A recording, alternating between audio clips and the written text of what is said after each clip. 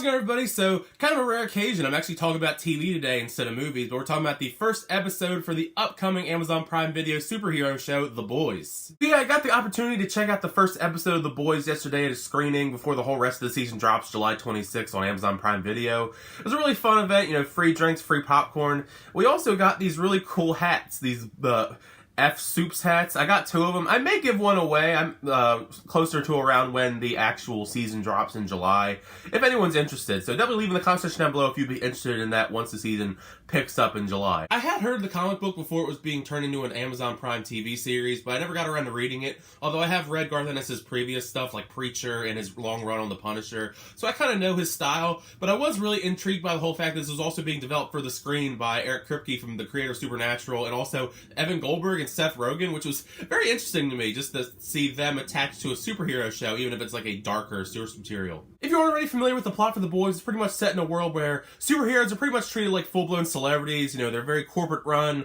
They have like brand deals, so they do stuff like commercials, big budget Hollywood movies, and all this such like that. But they also really abuse their powers, which kind of causes our main character, Huey Campbell, played by Jack Quaid, to join this military vigilante group to take down corrupt superheroes. Now, I can only touch upon what happens in the first episode since that's the only one I saw, but they did a really good job setting up this world filled with these smug superheroes who you're really not supposed to like, which is an interesting change of pace with all the superheroes that we have today, and you're actually supposed to like them, but we're actually supposed to really hate these superheroes. Our main set of bad superheroes is called the Seven, which the perfect way to describe them is probably a darker version of the Justice League, since a very good amount of the characters in the Seven have similar power sets to them. But it's really cool because if the story flips back and forth between the Huey Campbell's character, Jack Quaid, and also the newest recruit to the Seven, Starlight, because she's this young, naive city girl from Iowa, and she joins the Seven because they did a worldwide talent search and they found her, and they treat her really horribly, I have to admit. I was actually kind of surprised, but I'm sure people that read the source material aren't, but as someone who didn't, I was really surprised by just how terribly they treated her. For no reason either, especially her interactions with Chase Crawford, who plays the Deep. I was really surprised by where they took her and his storyline, but I'm curious to see where it unfolds in future episodes. I'm sure it's going to get really intense because they treat her this bad in the first episode. I can't imagine how much worse it's going to get throughout the course of a whole season. The alternating between Starlight's story and Huey's story were actually done very well because you get a good idea of who both these characters are and their stories, because she's a superhero joining the Seven, and you get that kind of inside working of how the Seven tick and their different personalities and all that. You also get the side with Huey Campbell,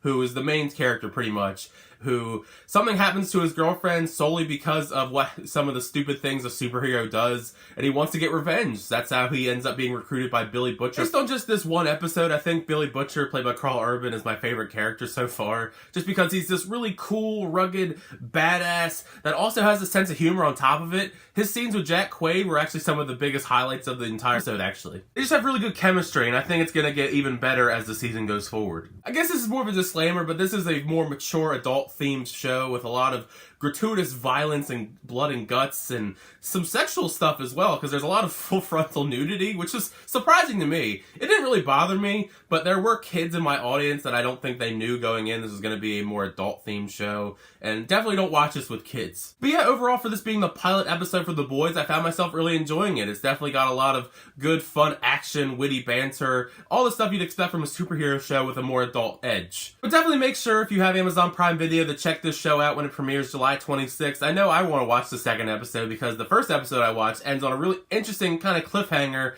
that I really want to know what happens after the fact. So we'll take that for what it's worth. But thanks so much for taking my little review for the first episode of The Boys. If you enjoyed it, make sure you give it a like, hit that subscribe button. Also leave a comment down below if you've seen The Boys, and what did you think of the episode? Did you like it? Did you not like it? If you're familiar with the source material, let me know your thoughts about it in the comments below. You have recommendations for what episodes, what issues to read, stuff like that. Just let the discussion go in the comment section down below. Once again, thank you so much, but until the next time, I'll see you guys later.